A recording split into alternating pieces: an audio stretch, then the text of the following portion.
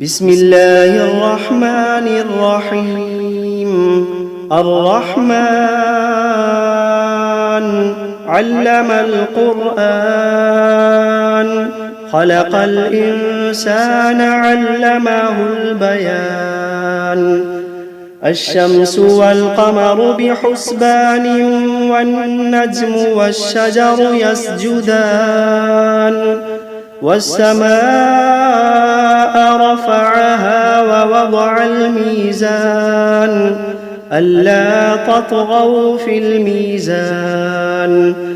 وأقيموا الوزن بالقسط ولا تخسروا الميزان. والأرض وضعها للأنام، فيها فاكهة والنخل ذات الأكمام. والحب ذو العصف والريحان، فبأي آلاء ربكما تكذبان. خلق الإنسان من صلصال كالفخار، وخلق الجان من مارج من نار. فبأي آلاء ربكما تكذبان. رب المشرقين ورب المغربين، فبأي آلاء ربكما تكذبان. مرج البحرين يلتقيان، بينهما برزخ لا يبغيان. فبأي آلاء ربكما تكذبان. يخرج منهما اللؤلؤ والمرجان، فبأي آلاء ربكما تكذبان. وله الجوار المنشآت في البحر كالأعلام، فبأي آلاء ربكما تكذبان. كل من عليها فان، ويبقى وجه ربك ذو الجلال والإكرام. فبأي آلاء ربكما تكذبان. يسأله من في السماوات والأرض كل يوم هو في شأن. فبأي آلاء ربكما تكذبان. سنفرغ لكم أيها الثقلان، فبأي آلاء ربكما تكذبان. يا معشر الجن والإنس إن استطعتم أن تنفذوا من أقطار السماوات والأرض فانفذوا، لا تنفذون إلا بسلطان. فبأي آلاء ربكما تكذبان. يرسل عليكما شواظ من نار ونحاس فلا تنتصران. فبأي آلاء ربكما تكذبان. فإذا انشقت السماء فكانت وردة كالدهان. فبأي آلاء ربكما تكذبان. فيومئذ لا يسأل عن ذنبه إنس ولا جان. فبأي آلاء ربكما تكذبان. يعرف المجرمون بسيماهم فيؤخذ بالنواصي والأقدام. فبأي آلاء ربكما تكذبان. هذه جهنم التي يكذب بها المجرمون يطوفون بينها وبين حميم آن فبأي آلاء ربكما تكذبان ولمن خاف مقام ربه جنتان فبأي آلاء ربكما تكذبان ذواتا أفنان فبأي آلاء ربكما تكذبان فيهما عينان تجريان فبأي آلاء ربكما تكذبان فيهما من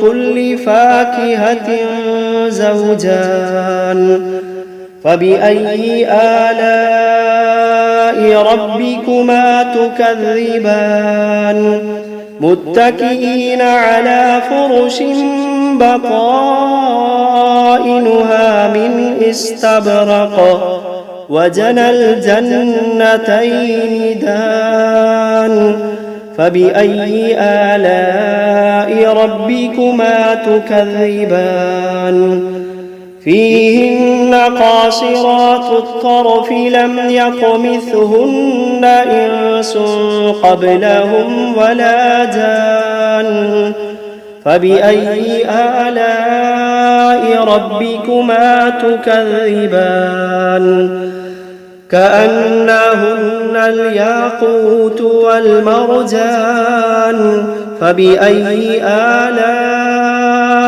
ربكما تكذبان هل جزاء الإحسان إلا الإحسان فبأي آلاء ربكما تكذبان ومن دونهما جنتان فبأي آلاء ربكما تكذبان مدهامتان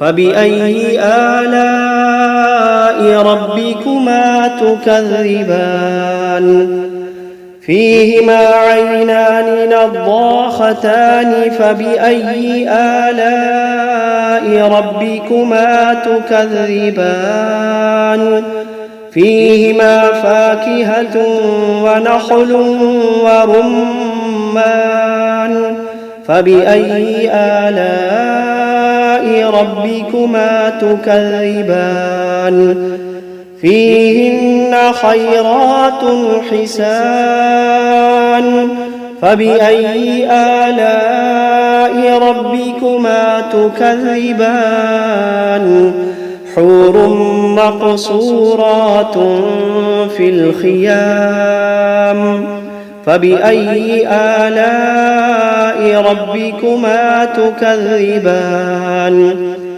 لم يطمثهن إنس قبلهم ولا جان فبأي آلاء ربكما تكذبان متكئين على رفرف خضر وعبقري حسان فبأي آلاء ربكما تكذبان تبارك اسم ربك ذي الجلال والإكرام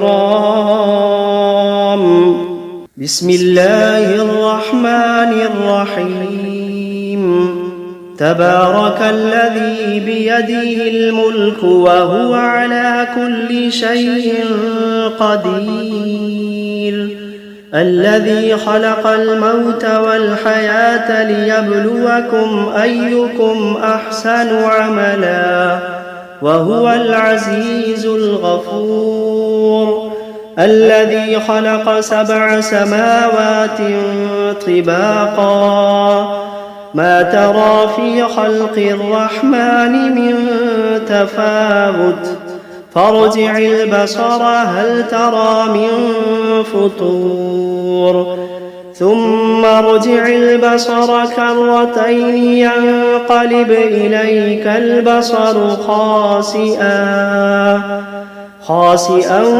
وهو حسير ولقد زينا السماء الدنيا بمصابيح وجعلناها رجوما للشياطين وأعتدنا لهم عذاب السعير وللذين كفروا بربهم عذاب جهنم وبئس المصير إذا ألقوا فيها سمعوا لها شهيقا وهي تفور تكاد تميز من الغيظ كلما ألقي فيها فوج سألهم خزنتها ألم يأتكم نذير قالوا بلى قد جاءنا نذير فكذبنا وقلنا ما نزل الله من شيء إن أنتم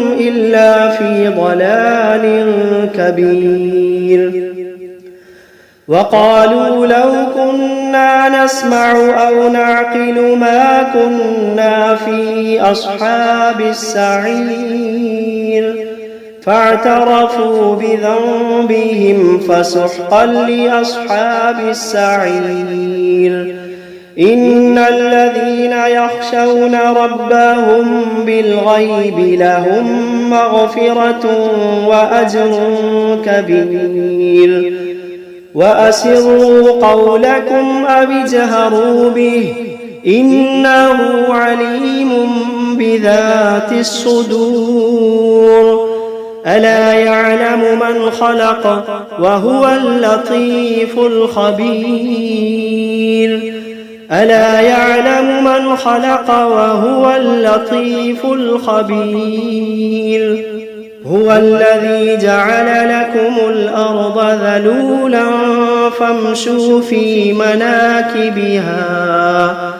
فامشوا في مناكبها وكلوا من رزقه وإليه النشور أأمنتم من في السماء أن يخسف بكم الأرض فإذا هي تمور أم أمنتم من في السماء أن يرسل عليكم حاصبا فستعلمون كيف نذير ولقد كذب الذين من قبلهم فكيف كان نكير أولم يروا إلى الطير فوقهم صافات ويقبضن ما يمسكوهن إلا الرحمن إنه بكل شيء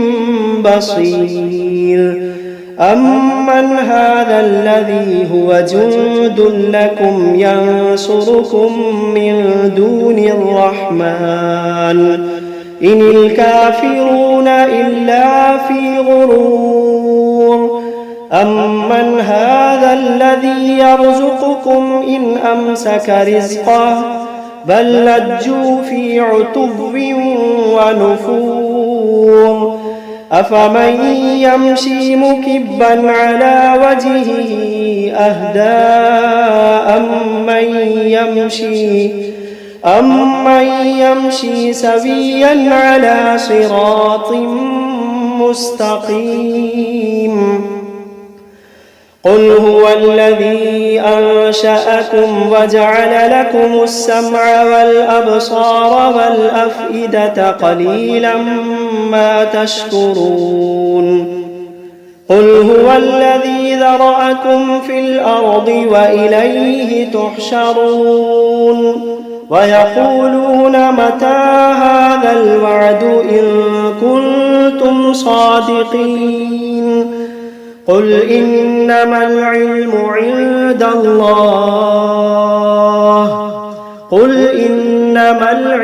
عند الله وإنما أنا نذير مبين فلما رأوه زلفة سيئت وجوه الذين كفروا وقيل هذا الذي كنتم به تدعون قل أرأيتم إن أهلكني الله ومن معي أو رحمنا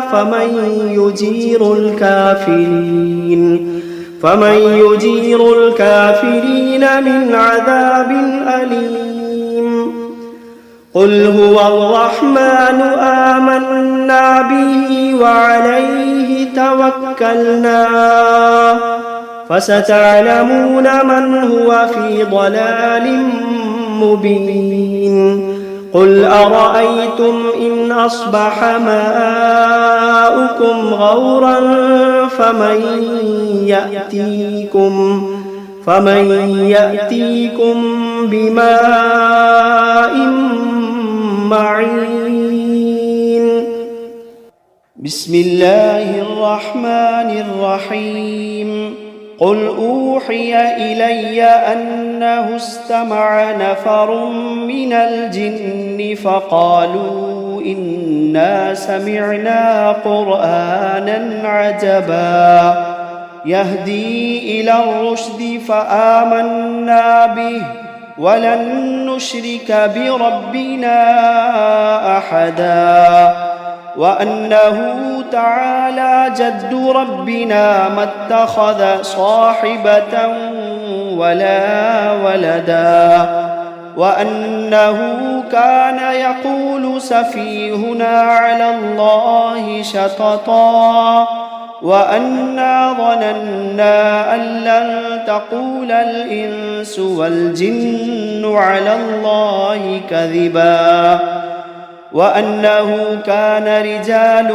من الإنس يعوذون برجال من الجن فزادوهم رهقا وأنهم ظنوا كما ظننتم أن لن يبعث الله أحدا وأنا لمسنا السماء فوجدناها ملئت حرسا شديدا وشهبا وأنا كنا نقعد منها مقاعد للسمع فمن يستمع الآن يجد له شهابا رصدا وأنا لا ندري أشر أريد بمن في الأرض أم أراد بهم ربهم رشدا وأنا منا الصالحون ومنا دون ذلك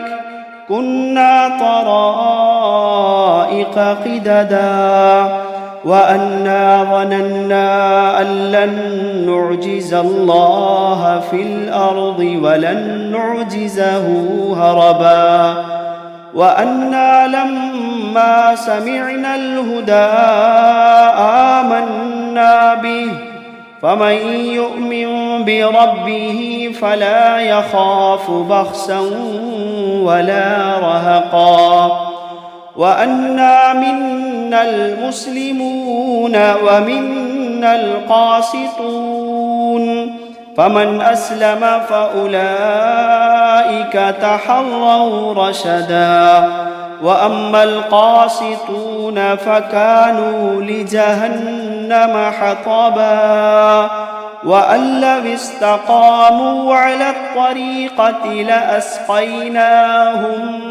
ماء غدقا لنفتنهم فيه ومن يعرض عن ذكر ربه يسلكه عذابا صعدا وأن المساجد لله فلا تدعوا مع الله أحدا وأنه لما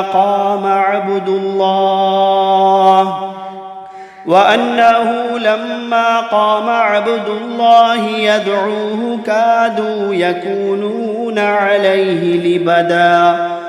قل إنما أدعو ربي ولا أشرك به أحدا. قل إني لا أملك لكم ضرا ولا رشدا. قل إني لا أملك لكم ضرا ولا رشدا. قل إني لن يجيرني من الله أحد.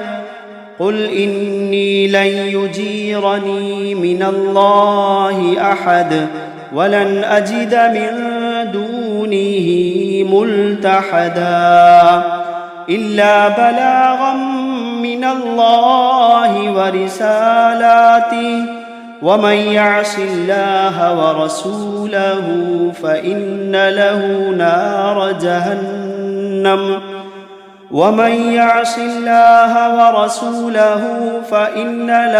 نار جهنم خالدين فيها أبدا حتى إذا رأوا ما يوعدون فسيعلمون من أضعف ناصرا وأقل عددا.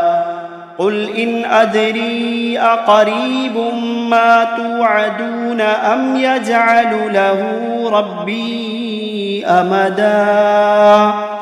عالم الغيب فلا يظهر على غيبه أحدا إلا من ارتضى من رسول فإنه يسلك من بين يديه ومن خلفه رصدا ليعلم أن قد أبلغوا رسالات ربهم وأحاط بما لديهم وأحصى كل شيء عددا.